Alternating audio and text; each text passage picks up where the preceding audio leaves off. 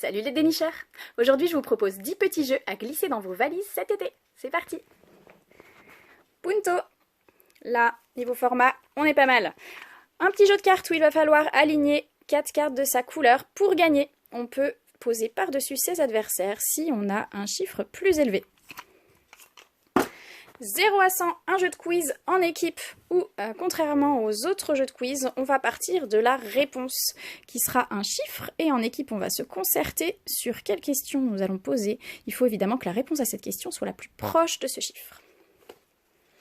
Oh les guacamole! Un petit jeu d'apéro avec des lettres dedans. Il va falloir trouver des mots en rapport avec un thème, mais ces mots ne doivent pas contenir les lettres posées sur la table. Quicks!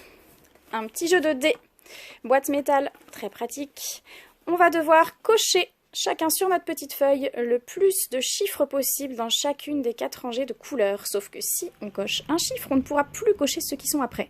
Un petit jeu de choix, tout le monde joue en même temps, c'est fluide. La marche du crabe, alors je vous ai sélectionné un jeu uniquement à 2. Et c'est un jeu coopératif. On est ensemble pour sauver les crabes qui sont coincés sous des déchets sur la plage. Et sans parler, on va devoir essayer de trouver des moyens de faire comprendre à son partenaire où est-ce qu'on veut qu'il aille, sous quels objets on doit aller chercher les petits crabes. 0. 0, c'est un jeu de cartes. On va devoir piocher une carte et en laisser une à nos adversaires pour essayer de former des combinaisons de cartes. 5 cartes de la même couleur ou 5 cartes de la même valeur valent 0. Et il faut essayer de se rapprocher au maximum de 0 ou au moins avoir le moins de points possible. Las Vegan. Las Vegan, on est sur un jeu de plis. Ce qui est malin dans Las Vegan, c'est qu'à chaque manche, les conditions de points vont changer.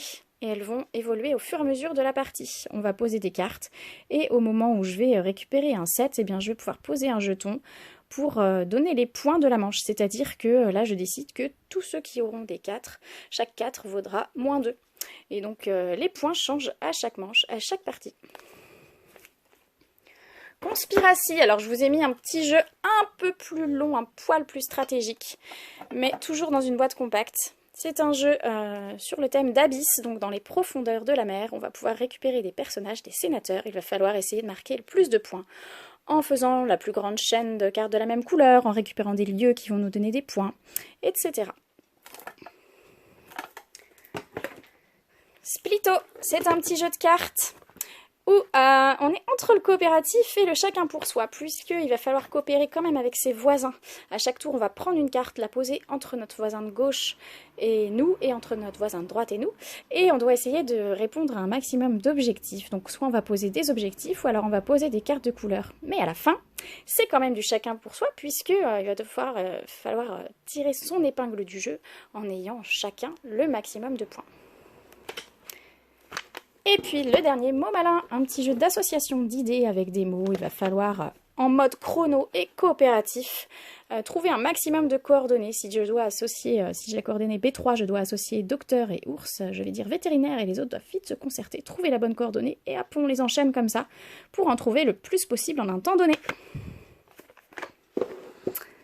Voilà, c'était ma sélection des 10 petits jeux à emporter dans vos valises. J'espère qu'il y en a quelques-uns qui vous ont plu, et vous savez où venir les dénicher. À bientôt!